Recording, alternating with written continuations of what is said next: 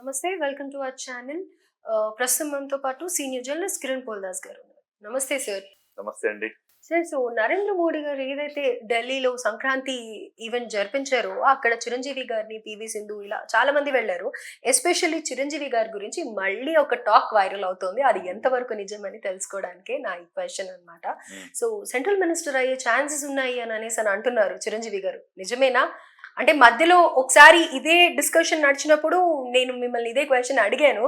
But మళ్ళీ ఒక్కసారి ఊపందుకుంటున్నాయి ఇవి. ఏమంటారు? రాజకీయాలకు ఆయన దూరమైన ఆయన నుంచి రాజకీయాలు దూరం కాలేదు. ఇది ఆయన డైలాగు గాడ్ ఫాదర్ లో. సో అదే డైలాగ్ అనుసరించి ఇవాళ చిరంజీవి గారు రాజకీయాలకు దూరంగానే ఉన్నారు, కానీ రాజకీయాలు మాత్రం ఆయన వదలట్లేదు. అందులో తాజా ఉదాహరణ మొన్నటికి మొన్న కేంద్ర మంత్రి అన్నారు, ఇప్పుడు కేంద్ర మంత్రి అంటున్నారు. వాస్తవానికి ఆ కార్యక్రమానికి చిరంజీవి గారు వెళ్ళడానికి, ఆయనకు బీజేపీ కేంద్ర మంత్రి ఇవ్వడానికి అనే రాజకీయాలకు ఎటువంటి సంబంధం లేదు. గతంలో ఈయన వెంకయ్య నాయుడు గారు ఆయన ఉపరాష్ట్రపతిగా ఉన్నప్పుడు, ఆయన కేంద్ర మంత్రిగా ఉన్నప్పుడు ఆయన ఇంట్లో ఇలాంటి ఉత్సవాలు జరిగేవి. ఉగాది ఉత్సవాలు, సంక్రాంతి ఉత్సవాలు, దసరా ఉత్సవాలు, ఇలాంటి ఉత్సవాలు జరిపించి ప్రధానమంత్రిని పిలిచేవారు. ఇప్పుడు ఆయన చేసిన ఆనవాయితీని వాళ్ళ కిషన్ రెడ్డి గారు కొనసాగిస్తున్నారు. కిషన్ రెడ్డి గారు అంటే వెంకయ్య నాయుడు గారికి అత్యంత ఆప్తుడైన శిష్యుడు. సో అదే బాటలో ఇవాళ కిషన్ రెడ్డి గారి ఎదుగుదలలో వెంకయ్య నాయుడు గారి పాత్ర అమోఘం. సో అదే క్రమంలో ఇవాళ కిషన్ రెడ్డి గారు కూడా కేంద్ర మంత్రి హోదాలో ఆయన ఇంట్లో ఈ ఉత్సవాలు అరేంజ్ చేసి ప్రధానమంత్రి నరేంద్ర మోదీ గారిని ఆహ్వానించారు. ఆ సందర్భంలో చిరంజీవి గారిని కూడా ఆయన ఆహ్వానించారు. చిరంజీవి గారిని ఇప్పుడు సినిమా ఇండస్ట్రీ నుంచి ఎవరినైనా ఆహ్వానించాలంటే ఎవరి పేరు వస్తుంది? ఫస్ట్ ఆబ్వియస్లీ చిరంజీవి గారి పేరు. చిరంజీవి గారి కంటే గొప్పోళ్ళు ఎవరున్నారు? ఈ ఇండస్ట్రీలో వాళ్ళు లేరు, గొప్పోళ్ళు లేరు. తెలుగు సంప్రదాయం, ఈ సంక్రాంతి అంటే తెలుగుకు సంబంధించిన పండుగ. ఇటువైపు తమిళనాడులో కూడా పొంగల్ అని చేస్తారు. సో కానీ ప్రతి చోట ఉంటుంది, కానీ సంక్రాంతి చాలా ఫేమస్.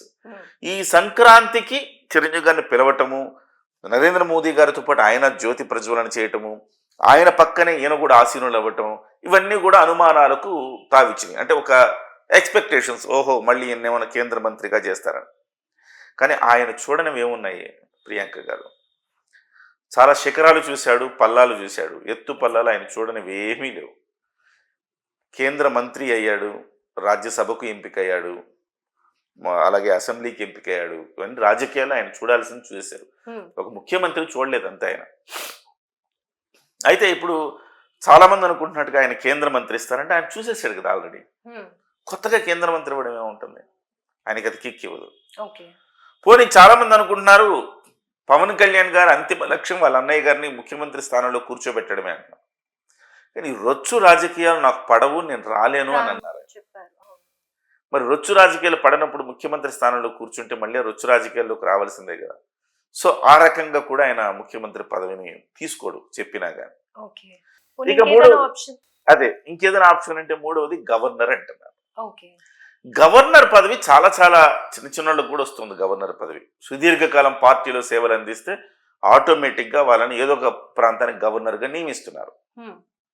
ఈ గవర్నర్ పదవి కూడా ఒక రకంగా చెప్పాలంటే ఈ తమిళనాడు తెలుగు నాట వివాదాలకు నిలవైన పదవే అది, గవర్నర్ పదవి కూడా.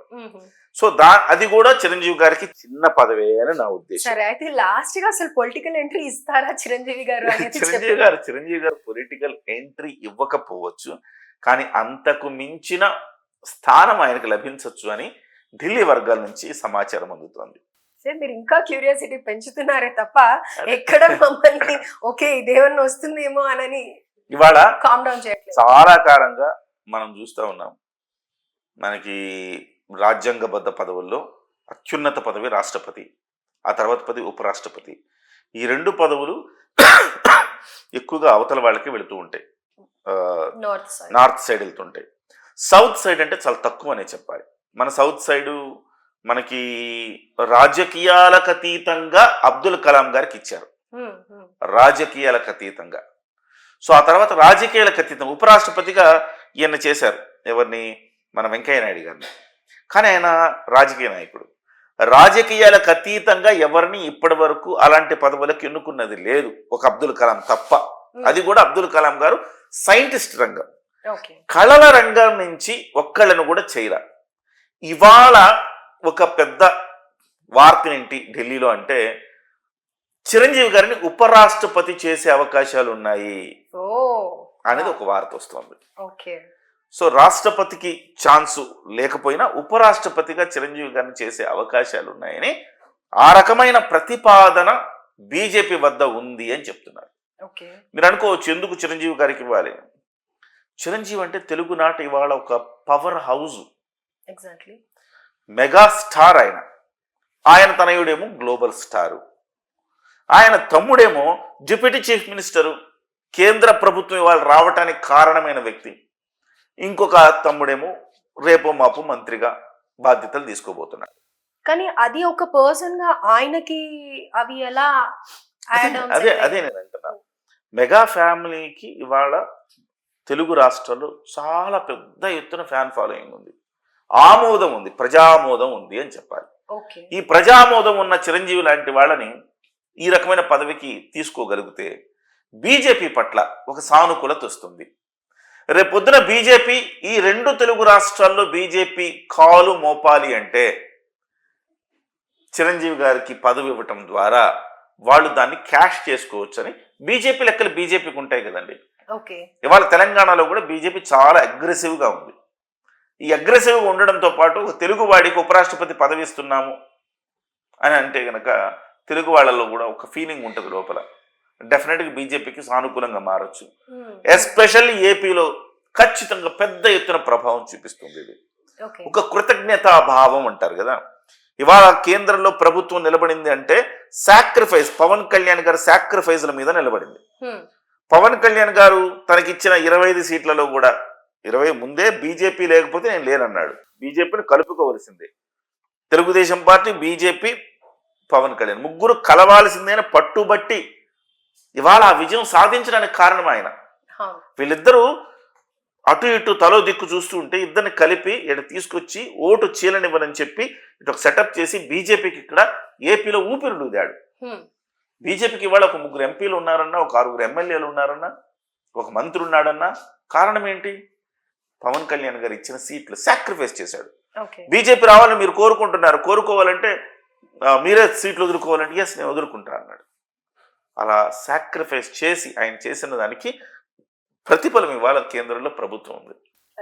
కృతజ్ఞతాపూర్వకంగా పవన్ కళ్యాణ్ అత్యంత ఇష్టమైంది ఏంటి, నీకు సీఎం పదవి ఇస్తానన్నా పవన్ కళ్యాణ్ గారు జుజుబి లైట్ అంటాడు. కానీ తన అన్నకి ఏదైనా ఇస్తానంటే తన అన్నకి మా అన్నయ్యకి ఇవ్వాలి అంటాడు. ఎంత ప్రేమ లేకపోతే ఈ విజయాన్ని 21 సీట్లకు సాధించిన 100% స్ట్రైక్ రేట్ విజయాన్ని తీసుకెళ్ళి ఆయన అన్న కాళ్ళ ముందు విజయాన్ని పెట్టాడు. అంత గొప్ప సంస్కారం కలిగిన నాయకుడు ఆయన. సో తన అన్న కంటే తనకి ఏది ముఖ్యం కాదు, తన అన్నకి ఇస్తే తనకిచ్చినట్టే.